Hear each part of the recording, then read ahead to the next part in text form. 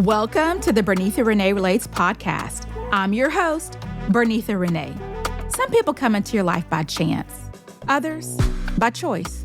I met today's guest, Becky, because of a beautiful, lasting friendship she shares with someone I love, and that connection opened the door for us to build a friendship of our own. Circumstances took Becky's life in all kinds of directions. Still, she built a life that is nothing short of a miracle. Even when a health journey would challenge everything she knew, she chose to walk down a brand new path. And today, we talk about where she came from, what she's overcome, and how she continues to walk in purpose. Let's get into it. Hey, Becky, welcome to the Bernitha Rena Relates podcast. Thank you. I'm glad to be a part of it. Of course, so happy to have you here. Becky, I always tell people that I didn't grow up with you, but I married into the privilege of knowing you. As you know, I met you through my husband, and you guys have known each other since you were teenagers, right? Yes, in high school, yes. Yeah, since high school. So can you share a little bit about how you grew up and what your community was like back then? Of course, I grew up in a little town. It's just a small community, family oriented. Each person took care of each other. We were just like cousins, even though we were friends. And also, we had a church where I attended First Baptist Church. We would walk up there to church on Sundays. My grandfather was a preacher, but I didn't get to know him. He passed before I was born. But my grandmother, she was a pillar of our family. She was very strong. I looked up to her. My mother's strong too, but my grandmother, man, she was our rock. And I was a shy kid, very quiet, but very intelligent, kind of introvert. I had 5 siblings. My mother had 6 kids, 5 girls and 1 boy. For high school, that was most of where I kind of just found myself. And like I said, I met your husband there. It was good to see another person of African descent there. Because, you know, I'm mixed with Ghanaian, half Ghanaian, half in Black. But when I heard there was another guy on campus that was of African descent, I was excited. I'm like, okay, this is cool. Because we were the minority, right? So yeah, high school was beautiful. We all became close-knit. That's how we are today, as you can see, because you've been a part of some of our events and things. So that's how it is. Community, love. We choose to do things differently. You best believe if you say Spencer, he doesn't get all love. Yeah, all love. Who would you say sort of shaped who you are today? I would say my oldest sister, Mickey, rest her soul. She was the oldest out of the 6 of us. And my mother was a good mother, don't get me wrong. But back in those days, your parents would go out, enjoy themselves, party and stuff like that. So a lot of responsibility was left on my older sister. She was our second mother until we moved back with our grandmother when I was in the 5th grade. My sister, Mickey, rest her soul, man. I miss her. She passed of COVID in 2021. I miss her every day. I looked up to her, even though she was a teen mom. She was still strong. She took care of business, and she was a great example for me and my other siblings. Where did you fall in line in order, Becky? I am the middle of the 6 children. Even though I was middle child, I've always acted as the oldest, family oriented. That's always been my goal. With Mickey, she respected me as her sister. But she was like, she looked up to me. You know what I'm saying? She had my back and I had her back. Was that difficult for you when she passed away since you and her were so close? Oh, most definitely. I still struggle with that today because she and I used to craft together as well. And then she would take me to work. But we spent most of our days together. You'll understand why later. And so that's like a lost link in my chain. The last day that I saw her, she was at her daughter's wedding on January the 5th. Of 2021. She passed January the 13th of 2021. Our last conversation called me from the hospital and she said, hey, Beck, I'm in the hospital. I said, what's going on? She said, they said I have COVID pneumonia. And so she and I had been together. She said, so you watch for the signs and I'll see you in 4 weeks. They said, I'll be here for 4 weeks. So I was planning on seeing my sister in 4 weeks. As she was in the hospital, she declined and she passed the day after her youngest daughter turned 18. And so that was very hard for us because we were not there when she passed. We couldn't see her until she got to the funeral home. That whole ordeal, Miss Renee, was kind of bad because Michelle was in the morgue with COVID. My sister Kimberly, who resides in Texas, she was down here for the wedding for a couple of weeks. She was just lingering around the house and I would drink my tea. I love tea. And she said, Beck, can you make me some of your special tea? But find out she was ill. And she ended up going to the emergency room, found out she had COVID, was very ill, very ill. She had COVID, so she ended up having to be in the hospital, having emergency surgery. As we planning Michelle's funeral, my other sister, baby sister, who was pregnant, she ended up going to preterm labor. So I had a sister in the morgue, two sisters in the hospital, and a little niece who was born premature. And we're trying to deal with all this. It was a very trying time. We haven't even got to where I'd already lost a sister of non-Hodgkin's lymphoma. We lost her October 9th of 2006. My only brother, we lost him to a murder July of 2003. So my mother had 6 children, but it's only 3 of us who's left.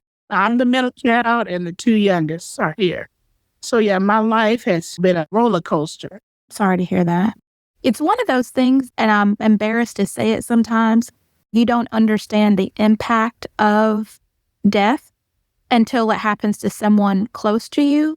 And then I understood how life-changing it is and how permanent it is, and that the words "I'm sorry" aren't even enough, even though you can rest in knowing that they're in good hands. But it's still very difficult. Even though I hear all the sad parts, something that just caught my attention was the fact that when your oldest sister passed away, she passed away after a couple of really important milestones, your niece's wedding and the birthday of her youngest daughter. It's almost like God wanted her there to see those important things. I'm not for sure. I always find the silver lining in every story. And to me, that seems like one. What do you think?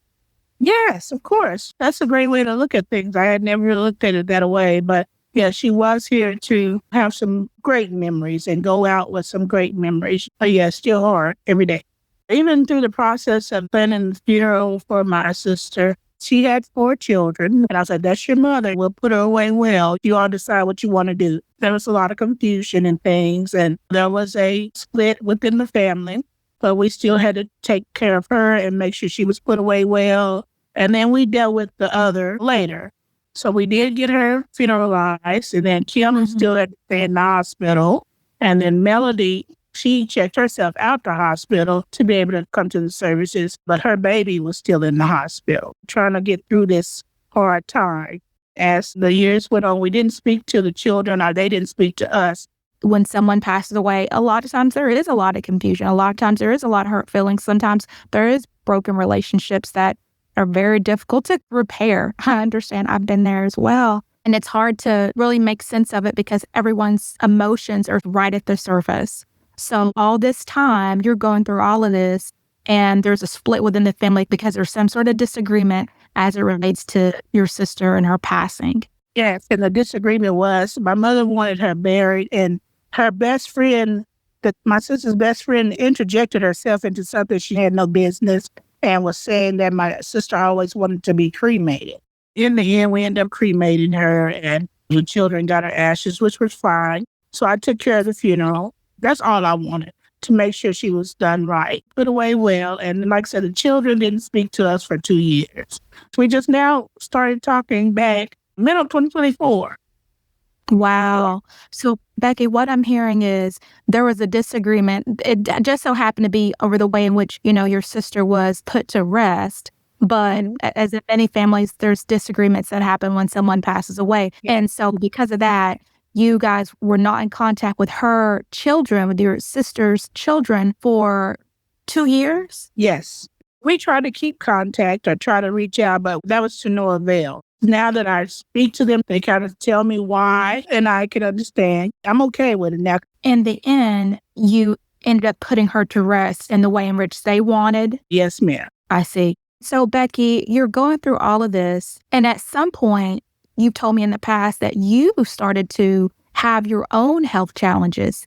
Do you mind sharing a little bit with us about what happened in that situation with your own health challenges? Okay, yeah. I've always starting with uterine fibroids and having issues with pain and all that kind of stuff. So I didn't think I could really have children. But, I found out I was pregnant at age 32. I was working 2 jobs at the time. So I had to quit the job at night because high-risk pregnancy. So I quit the job, got to my 3rd month. a pregnancy, still having the pain. Went to the restroom at work and just blood just streaming down my legs. So I found out I was having a miscarriage at work. So I had to clean myself up, went to tell my boss, I believe I have a miscarriage. And I worked at the hospital for a children's hospital. So the other hospital wasn't too far. So I was able to drive myself up there. And I called Michelle, my sister, my older sister. So she came with me. And then I called the guy that I was pregnant by and told him he wasn't able to come up to the hospital, but that was okay because of the situation. We went up there and we waited, in the waiting room, I think for 3 hours. They finally got me back, did the ultrasound, confirmed that it was a miscarriage. That was in May 17th of 2013 when I lost that baby. That relationship dissolved, but I still was fooling with these fibroids. So I was taking shots, I had an embolization, and I'm like, Lord, I really do want to be a mom. Got to 2019, I just gave up because they were making me sick. The fibroids make me sick. So I decided to have a hysterectomy. So June 26th of 2019, I went to the hospital, had a hysterectomy. Because of where the fibroids were located, I was in there for 13 hours. So after the hysterectomy, following day, I got up. They had the people there to get me up walking around. I was on the right track, sold up and everything. That night, all of a sudden, I wake up and I was throwing up green stuff. Oh, my. So they called the doctor, told her what was going on, did a CT and all that. They found out they had cut my colon. During the hysterectomy, the doctor had accidentally cut your colon? Cut my colon. So next morning, I had to do emergency surgery again. And I was in there longer, like 16 hours. They even had students and everything in there with me because it was a teaching hospital. So 16 hours I was in there, came out of there, Miss Renee. And they couldn't sew me back up because I had already had a surgery, right? So I had to be open. So I had maybe a 5-inch hole in my stomach to where they had put wound vac. I had to put a wound vac in there, put a black sponge in the place where your opening is. And so that wound vac takes all the moisture out. So I had to stay in the hospital an extra 2 weeks, but I had to make my doctor release me from the hospital because they were going to kill me there. So I was getting sicker there because they wasn't taking care of me, right? And because I had that colon, I had to have a bowel movement before they would even release me. They thought I was going to have a colostomy there. Permanently? Yes. She said if I didn't have a bowel movement, fortunately, I would have to have that colostomy bag for the rest of my life because they didn't know how the damage was, okay?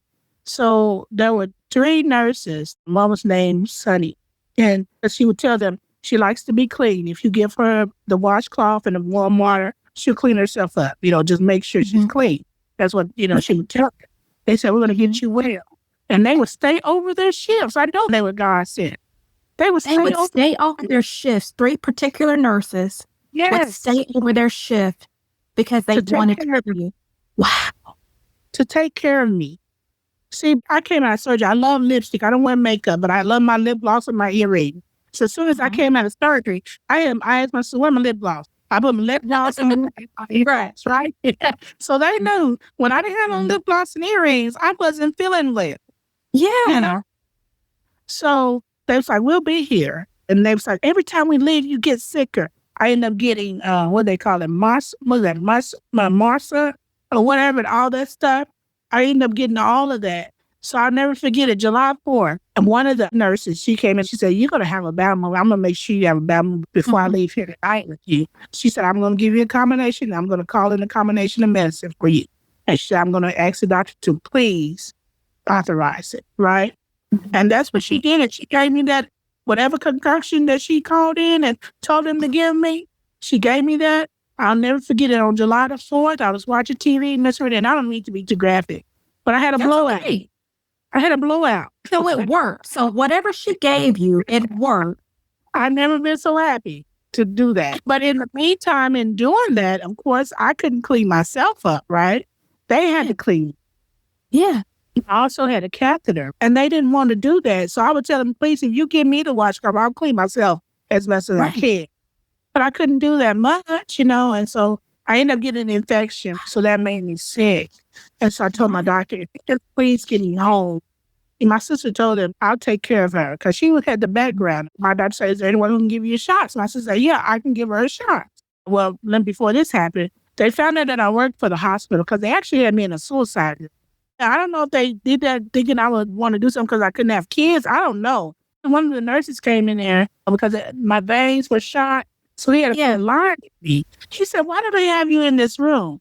He said, there's nothing in here. You know why? He said, because it's a suicidal room.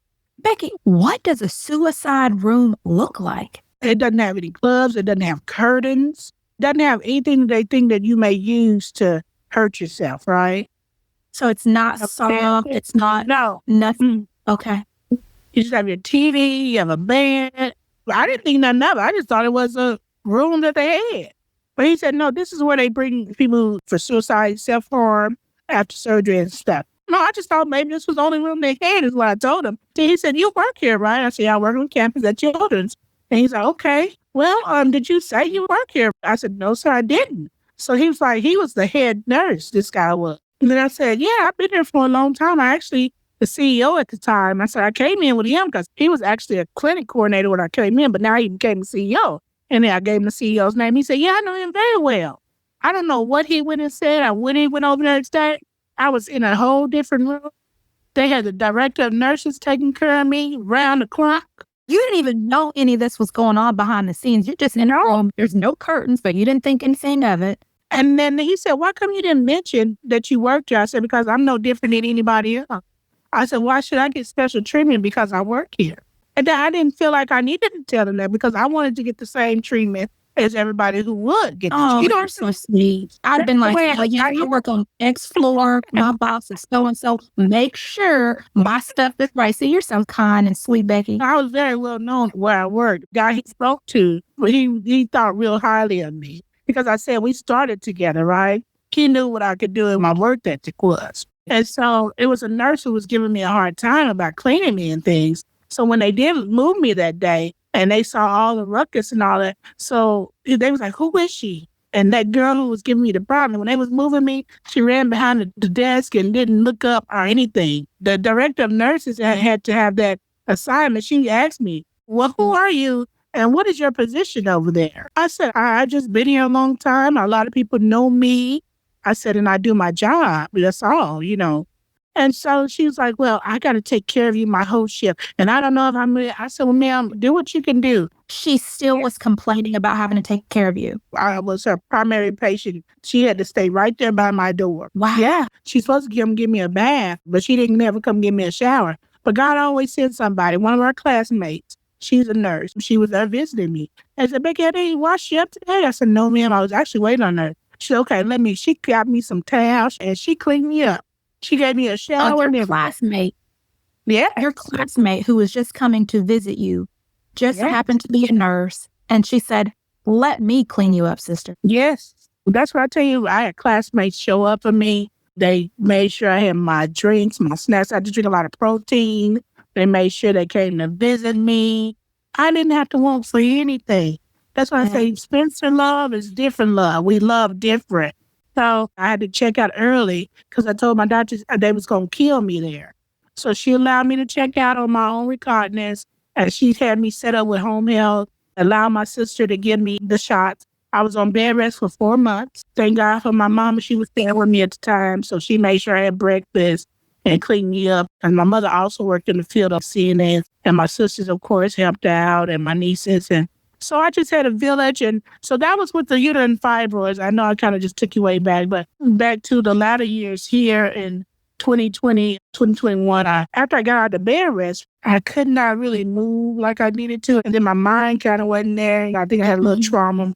I went to the doctor in 2021. I developed diabetes, so they found out I had neuropathy. I was falling and I was a little off balance. You went from having issues with fibroids, you were expecting a baby, unfortunately having that miscarriage due to the fibroids, which then led to a hysterectomy. During that hysterectomy surgery, that's when they cut your colon, is that correct?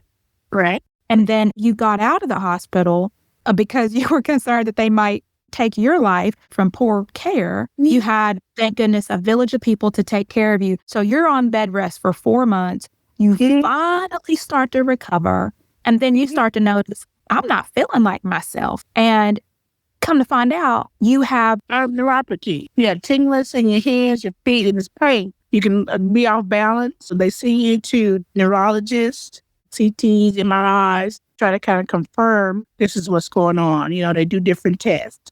And then they put me on this medicine to help with the pain and all of that, which it made me sleepy. So I couldn't really take it as much as I needed to because I was still trying to work. So I tell them, and so what they suggested, they cut me down to take 100 milligrams in the morning so you can be able to function at work, and then take the other 200 milligrams at night so you can sleep. Okay. But with that, I'm still, jogging and all that. I would speak to my supervisor and tell her what was going on. Some days I couldn't even make it out of bed. And I'm like, well, I can't make it due to mobility issues. So that was becoming an issue, right? Because I've been working there so long. They had a lot of respect for me. Okay, Rebecca, we'll try to figure it out. And I was administrative coordinator. That was my profession. And so I always kind of worked ahead. If I knew what was going to be happening ahead of time, I try to make sure that the work was done, right? So it wouldn't be so bad on everybody if I would be out. And I start praying about it, like, God, I can't continue to do this. Me hurting, and where you had to take physicians around campus, or you had to set up a meeting and be packing food. I also became a floater in the latter part of my career because I knew a lot. So if the administrative areas didn't have an administrative person there, I would go to those offices and work there. I worked in every department there at that hospital. I was there 23 years. We had about 20 different specialties. I had to really pray about it. And so I went to talk to my other doctor, and she's like, you may have to look into limiting how you work, Rebecca. And I said, oh, man, I don't know how I would do that because I'm a single person. And so I'm like, Lord, you have to figure this out for me. Tried to do Social Security. They denied me. But then one day when I called Social Security to check on something, a lady said, ma'am, you've been working with the state for a long time. I said, yes, ma'am. She said, have you ever looked into medical retirement? I didn't know what that was. So I called my HR the next day, and I said, do you have anything like medical retirement? And they was like, yes, contact the retirement office. I contacted the retirement office, and they said, yes, if you have an illness that affects your work and you've been here 10 years or more, and your doctor can support what you're saying, you have the option of medical retiring. It doesn't matter your age or anything. Wow. Won't they do it though? Yeah. So I started getting the paperwork. I'm telling you, I got this paperwork maybe almost 8 months before I decided to retire. And it stayed in my desk for 8 months. And I prayed on it. So you didn't fill it out for 8 months? No, ma'am. I just didn't have peace about it. But one day I was at my desk, and God said, you pull it out and you fill it out. He said, I got you. That's what I did. I sent it to my doctor. She started the process. So I had to do short-term disability first. So you have to go through that process, do all your FMLA, do all your PTO time. So you have to be on short-term disability, I think, for 18 weeks. Okay. I had to keep going to the doctor, getting my paperwork. And then I had to go into long-term. I was coordinating with retirement office. The closest I got, they would say, Ms. Becky, what do you want your retirement date to be? And that kind of just was so real to me. My concern was like my insurance and stuff, because I'm not retirement age, right? So they had to cover me for 100% because I had to medically retire. And I only pay like $9 a month, life insurance and my vision, because they wouldn't do that. Only thing they did was health and dental. You're only paying $9 a month for your insurance. Is that right? Becky. Oh my goodness. God is good. God is good. All the time. Yeah. So I had my little retirement party. Came home. Yeah, I've been working since I was 18. Yeah. Retired at 45. How was that transition? And it messed with my head. It messed with my psyche. The first couple of weeks, I would say 2.5 weeks, Miss Renee, I was just in a miserable place. I was depressed. I didn't know what to do. So I have an extra room here in my house, I'd already set it up like an office. So I would get up in the morning. I would make me tea. I would go into that office, open the curtains. I would turn on my little TV, read my little devotionals and things like that for a good hour or two. It put me in a place, you're still in an office setting. Does that make sense? You're doing work. Absolutely. So as I did that, it became routine for me. It got easier to be at home. It got easier to adjust. My sister Charity, who died of non-Hodgkin's lymphoma in 2006, My sisters and I, we developed a foundation, which is called Buddies, Beautiful, United, Dedicated Divas, Inspiring, Educated Sisters. I am my sister's keeper and not her competition. And so what we do with that is that we give back to the community every month. It's in some kind of way in remembrance of her, but also in remembrance of my brother now making machine on my sister who died. Every January in memory of charity, and also my grandmother's birthday, which is January the 5th, we try to do something for women as a give back. So we, rent a room out, we do food, and we do bags with different stuff. But in these bags, it correlates with something affirmational, and it correlates with something positive, that the women can take with them. Whatever we put in these bags, it may be about 10 or 15 items. But with that item, we're going to put a word with it, like an affirmation or something like that. But the thing with these bags, we tell the people, you go choose your own bag, because the bag that you choose is the bag that you need, because it's going to speak to you. And that has just become the most magnificent thing that we've done for these women. I mean, we started out with 20 people, and now we got people who want to come. It's free. We don't charge anybody for anything. We take care of everything because it's our give back, inspiring women and encouraging women from all walks of life. I like to give back because where I come from, we weren't supposed to come out of the trenches. We grew up in the hood called Dungy. Dungy was the hood. Hicks Addition was our neighborhood. Does that make sense? I don't take anything from it, as far as it was a place of family still, but it was also a place of life lessons. You saw everything there.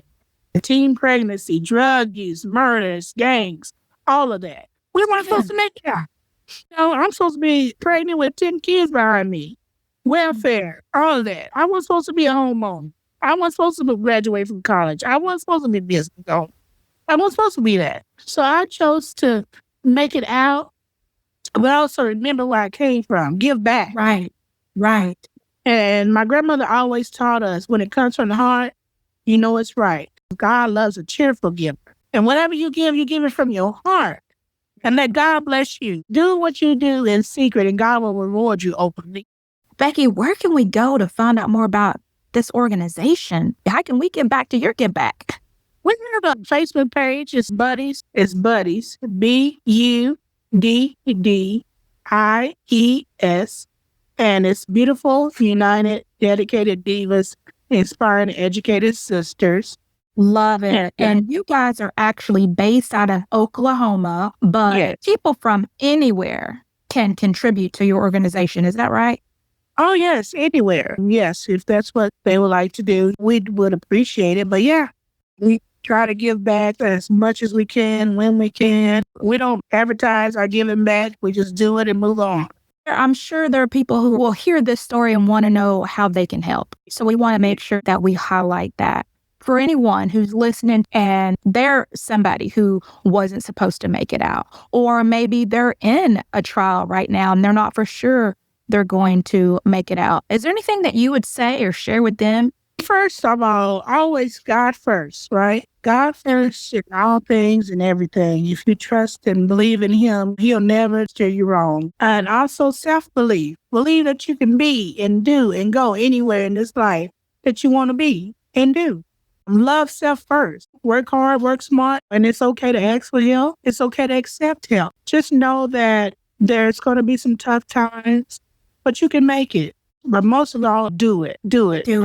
Yeah, just do it scared. Just do it. Do it scared. Fear is the best teacher sometimes. Fear is the best motivator. The naysayers, let them be your motivator. Show them that, hey, you said I couldn't do this, but what? God say different, and I'm going to show you. The plan has already been written. The story has already been written. It's the choices that we make. Now, how do we execute what God has already put before us? I set you apart. Before you were born, I already set you apart. That's one of my favorite scriptures. Jeremiah 1:5. I love it. Becky, I just want to say to you, sis, I am so proud of you. I'm proud of the work that you've done. I'm proud of the fact that you care about giving back to other people. I didn't even know you had this organization. All I knew is that you're always giving, always such a kind and giving person. And I just appreciate that in you. And I really appreciate you taking your morning. I know this is your devotional time. Lord, please just let her off from work for a little bit. Yes. I appreciate him letting you off from your devotional time to chat with us. Thank you for being on Bernitha Rena Relates. I appreciate having you here this morning. Well, I do appreciate the invite, and I just want to congratulate you on your new journey and your new podcast, and it's a beautiful thing. So I wish you much, much, much, much success in Jesus' name. Thank you, sis. Thank you. You take care.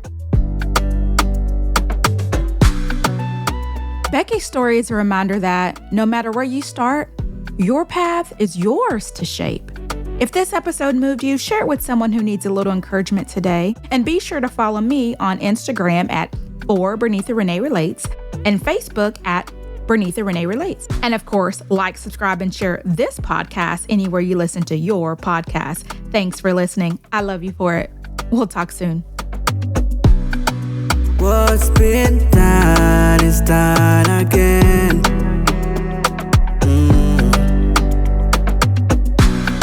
Same old story, different pen.